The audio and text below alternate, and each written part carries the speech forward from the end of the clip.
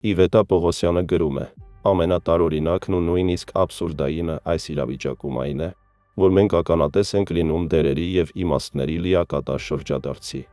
Մարդուն, որը թերևս Հայաստանի վերջին 30 տարվա բոլոր ղեկավարներից ավելի հաճախ է հրապարակայնորեն մեջբերում Աստվածաշունչը, դիմում քրիստոնեական արժեքներին և անկեղծորեն ցուցադրում իր հավատքը, փորձում են ներկայացնել որպես եկեղեցու թշնամի։ Իսկ ովքեր են հանդես գալիս որպես գլխավոր մեղադրողներ։ Պարադոքսն այն է, որ ավանդական արժեքների պաշտպանության և եկեղեցու դեմ հարձակումների մասին ամենաբարձրն աղաղակում են այն ուժերը, որոնց շարքերում լիքը բացահայտ աթեիստներ, ցինիկներ